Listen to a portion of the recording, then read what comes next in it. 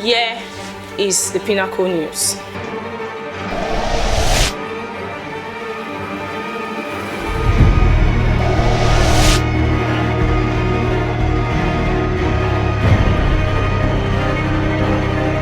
The headlines.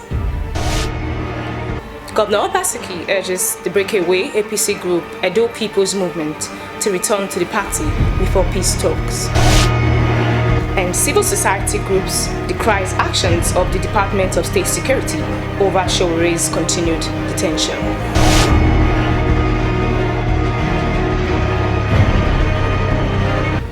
My name is Favor Osaro. Here, the details.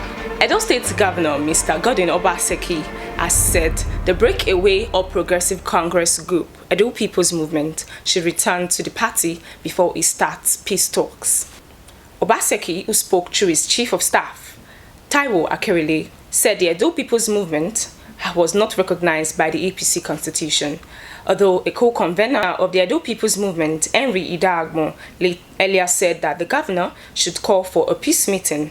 Here is what some citizens in Benin City has to say concerning the issue.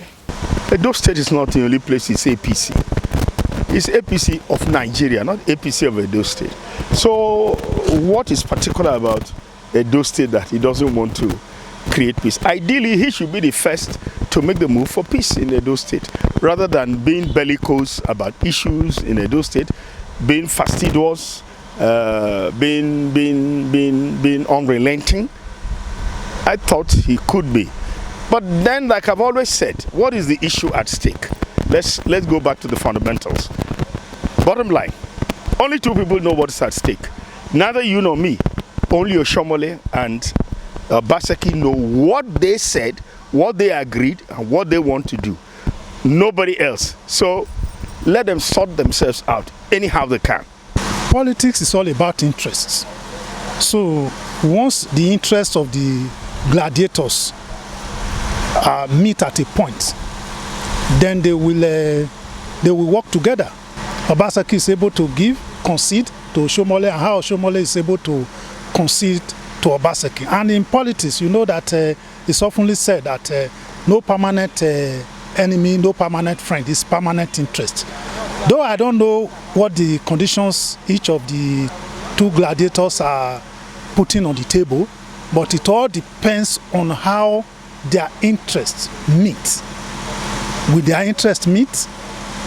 What are the interests of Oshomole? What are the interests of Obaseki? Because at that level, before they consider the interest of the masses, they first of all consider their personal interest. Forget about the rhetorics. They come to tell us, oh, I'm for the masses, I'm for the... There's nobody that will come to say it's not for the masses. But first of all, it's their personal interest. Then before they talk of the interest of their followers. So these are the issues that will determine the shape of resolution, if there will be. If the Edo political movement that was, it's like a fraction of the APC, if it can be cancelled, that can bring peace to the party. And two, the governorship ticket right now, we don't even know who has it in APC, though the election has not been flagged up. So we want there to be peace in the state, and every worry fraction to shift their sword. Let's see how we can move Edo State forward. Let there be peace, and let the peace start from Obaseki to the party, APC. Civil societies and lawyers have decried the actions of the Department of State Security, DSS, over the continued detention of the originator of Revolution Now, Mr. Omoleye Showore, despite court order of bail. Just like Femi Falana put it, that Buhari was the first person, the present president was the first person that was making a move or mobilizing people for revolution. So if he has committed, if he caused his offense and he was not arrested, then he should release him. At least he was fighting for the masses. It was not a protest, or a violent protest. The court has already given a rule over it, and I think the process should be obeyed. He's a Nigerian youth, and I think the continuous detention of Showore is not called for. They disobey court ruling on a daily basis as if they are God. So although we still know there is God, God is more than them. So no matter what, they can't keep him there. So that is total injustice. So I condemn it, and every meaningful and well-being Nigerians will equally condemn it. So it's a act that shouldn't be condoned at all. If a judge has made a positive order for the release of Sowore, which we know has happened, and with a bail condition, with a condition with which he should be granted bail, and Sowore has also gone ahead to meet that bail condition, and the warrant of release has been signed by the judge, and anybody on the part of the prosecution, both the prosecution counsel as well as the DSS, who were the one who did the arrest and doing the prosecution as well, refused to obey that order, that raises the issue of what you call contempt of court, which is a quasi, which is a criminal, which is in itself a criminal offense, which can lead to committal to prison. If he has been granted bail, he has to meet the conditions of the bail as stipulated by the court.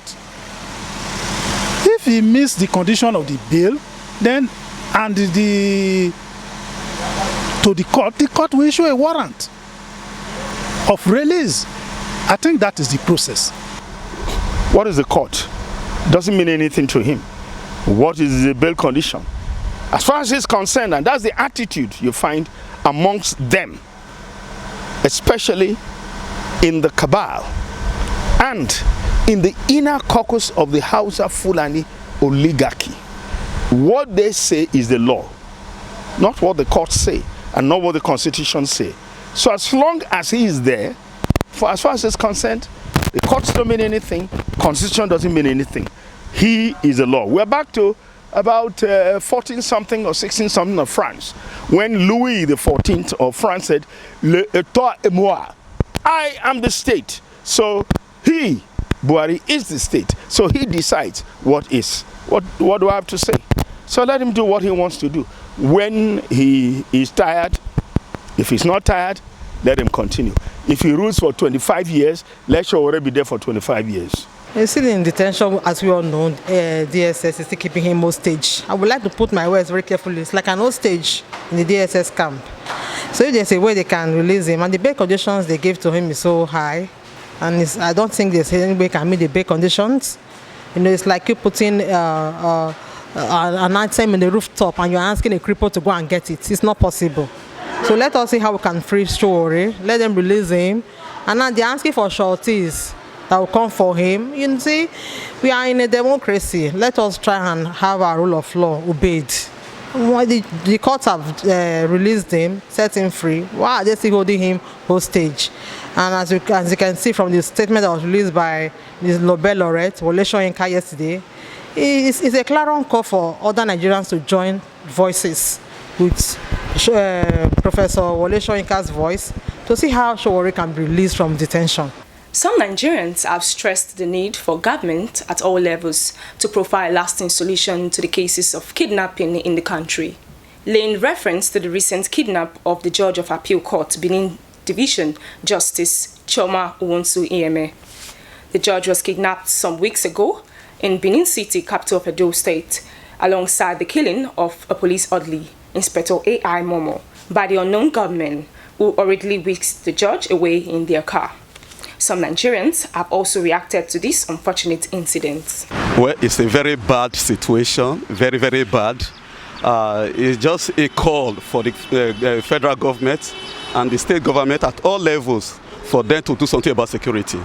Our security apparatus has really failed as a nation and even as a state, because this is not the first time we are experiencing things such as this issue of kidnapping in the Edo states.